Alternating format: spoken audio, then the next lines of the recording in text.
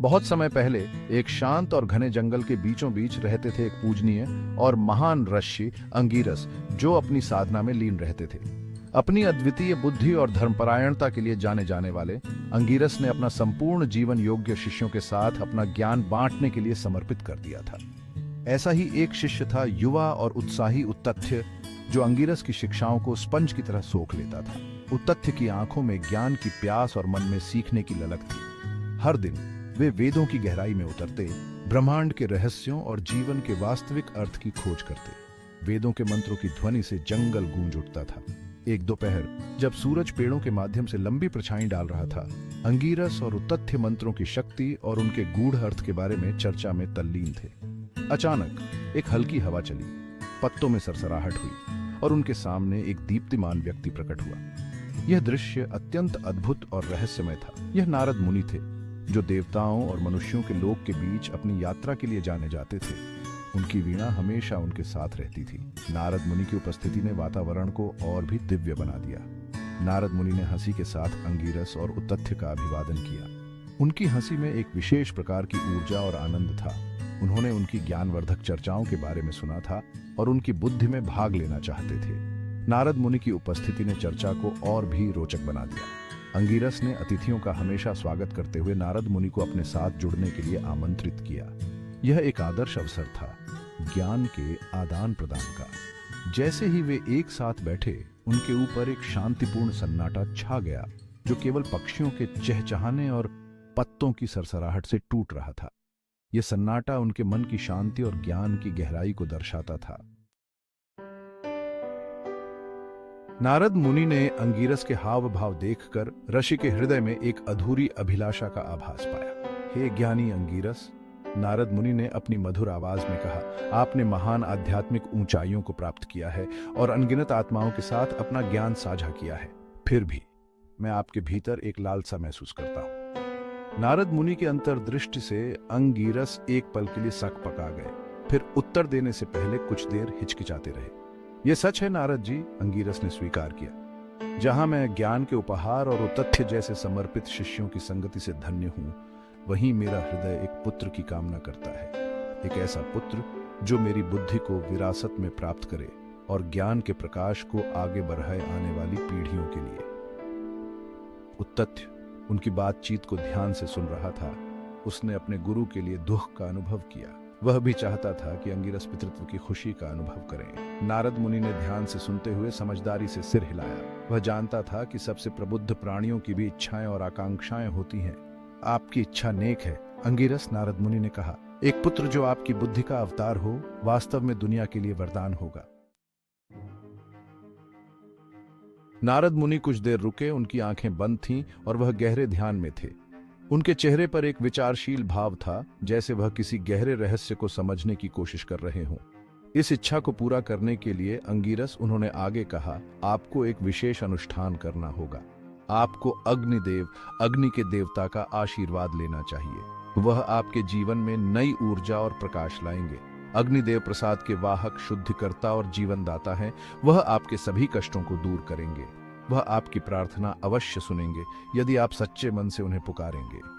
अंगीरस ने आशा से चमकती आंखों से नारद मुनि की बातें ध्यान से सुनी।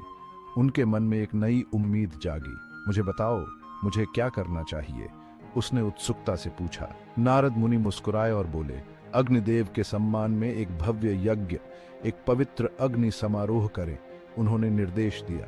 यह यज्ञ आपके जीवन में समृद्धि लाएगा।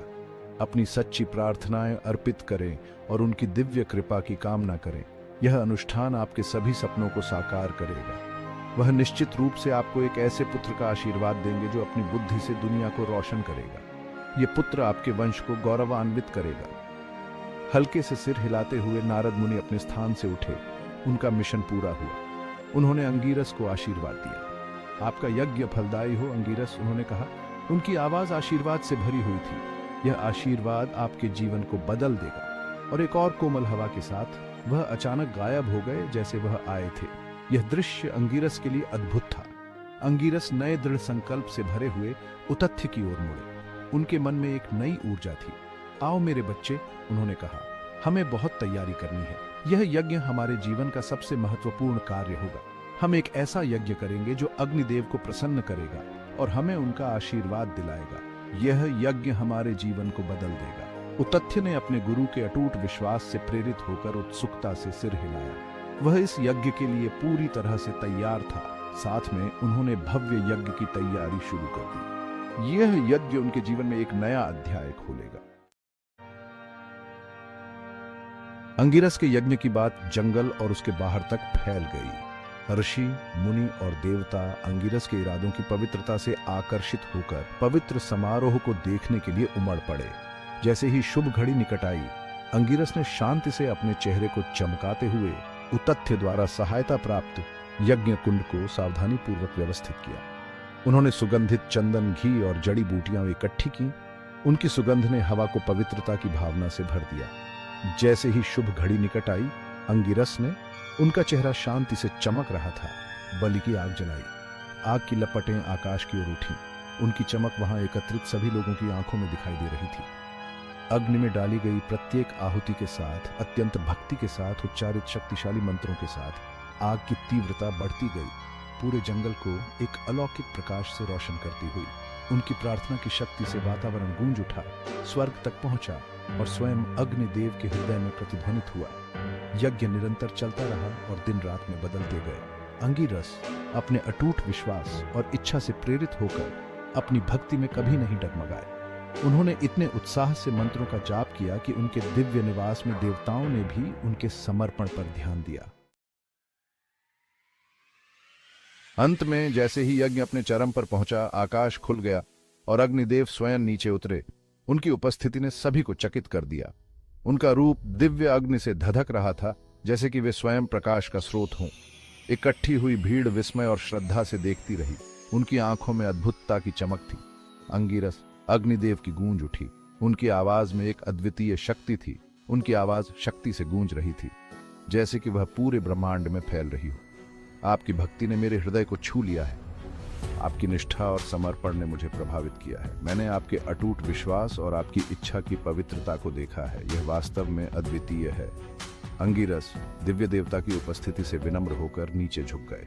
अग्निदेव, उन्होंने कहा। उनकी आवाज भावना से भरी हुई थी, जैसे कि वह अपने दिल की गहराई से बोल रहे हों। आपकी उपस्थिति एक आशीर्वाद है। यह हमारे लिए एक महान सम्मान है। मेरी बस एक विनम्र इच्छा है, एक ऐसे पुत्र का आशीर्वाद प्राप्त हो जो मेरे ज्ञान को विरासत में प्राप्त करे और दुनिया को ज्ञान से प्रकाशित करे। वह हमारे वंश का गौरव बने। एक ऐसा पुत्र जो न केवल हमारे परिवार का नाम रोशन करे, बल्कि पूरी मानवता के लिए एक प्रकाश स्तंभ बने और दुनिया को ज्ञान से प्रकाशित करे। अग्निदेव ने दयालुता से मुस्कुराते हुए कहा, आपकी इच्छा पूरी होगी अंगिरस। उन्होंने घोषणा की, यह एक दिव्य वादा है। आपको अद्वितीय बुद्धि और ज्ञान के पुत्र का आशीर्वाद प्राप्त होगा। वह एक महान आत्मा होगा। उन्हें बृहस्पति, पवित्र ज्ञान के देवता के रूप में जाना जाएगा और वे अपनी बुद्धि से देवताओं का भी मार्गदर्शन करेंगे। वह सभी के लिए एक आदर्श बनेगा और वे अपनी बुद्धि से देवताओं का भी मार्गदर्शन करेंगे। अत्यधिक हर्षित और कृतज्ञता से अभिभूत अंगिरस ने अग्निदेव के सामने साष्टांग प्रणाम किया। यह उनके लिए एक अविस्मरणीय क्षण था। भविष्यवाणी ने उन्हें एक ऐसी खुशी से भर दिया जो उन्होंने पहले कभी नहीं जानी थी। यह एक दिव्य आशीर्वाद था। भविष्यवाणी ने उन्हें एक ऐसी खुशी से भर दिया जो उन्होंने पहले कभी नहीं जानी थी। यह एक दिव्य आशीर्वाद था जो उन्होंने पहले कभी नहीं जानी थी। उसने उतथ्य की ओर देखा। उसकी आंखें खुशी के आंसुओं से चमक रही थी। उसने उतथ्य की ओर देखा। उसकी आंखें खुशी के आंसुओं से चमक रही थी। यह एक नई शुरुआत थी। उसकी आंखें खुशी के आंसुओं से चमक रही थी। यज्ञ एक शानदार सफलता थी। उनकी बेतहाशा उम्मीदों को पार कर गया। यह एक ऐतिहासिक क्षण था। उनकी बेतहाशा उम्मीदों को पार कर गया। जैसे ही अग्निदेव अपने दिव्य निवास पर वापस चढ़े, भीड़ खुशी से झूम उठी। यह एक अद्वितीय अनुभव था। भीड़ खुशी से झूम उठी। उनकी प्रशंसा और कृतज्ञता के नारे जंगल में गूंज उठे। अंगिरस को दिए गए दिव्य आशीर्वाद का जश्न मनाते हुए बृहस्पति के जन्म के वादे ने सभी को आशा और प्रत्याशा से भर दिया। यह एक नई शुरुआत का संकेत था। ज्ञान और ज्ञानोदय का एक नया युग शुरू होने वाला था। यह एक नई सुबह थी, एक नई रोशनी के साथ। अग्निदेव के दर्शन के बाद समय अलग तरह से बहता नजर आया। हवा में एक स्पष्ट ऊर्जा थी, प्रत्याशा की भावना थी। अंगिरस, उनका हृदय खुशी से भर गया। उन्होंने नए जोश के साथ अपनी शिक्षाएं जारी रखीं, उतथ्य और उनके आश्रम में आने वाले अन्य शिष्यों के साथ अपना ज्ञान साझा किया। अंत में वह दिन आ ही गया जब अंगिरस की पत्नी स्मृति ने एक तेजस्वी बालक को जन्म दिया। महानता के लिए नियत बच्चे के आगमन पर पूरा आश्रम खुशी और उत्सव से भर गया। अग्निदेव के वचनों के अनुसार बच्चे में एक असाधारण आभा थी। उसकी आंखें एक सहज ज्ञान से चमक रही थीं और उसकी उपस्थिति से ही ज्ञान प्रसारित होता हुआ प्रतीत हो रहा था। अंगिरस ने अपने पुत्र का नाम बृहस्पति रखा, एक ऐसा नाम जो शक्ति और ज्ञान के साथ प्रतिध्वनित होता था। छोटी उम्र से ही बृहस्पति ने ज्ञान की एक अतृप्त प्यास प्रदर्शित की। उन्होंने स्पंज की तरह जानकारी को अवशोषित किया, आश्चर्यजनक गति से भाषाओं, शास्त्रों और दर्शनों में महारत हासिल की। अंगिरस ने अपने पुत्र के भीतर असाधारण क्षमता को पहचानते हुए बृहस्पति के प्राथमिक गुरु बनने का बीड़ा उठाया। उन्होंने अपना सारा ज्ञान और बुद्धि बृहस्पति में उंडेल दी, अपने पुत्र की बुद्धि का पोषण किया और उसे धार्मिकता के मार्ग पर निर्देशित किया।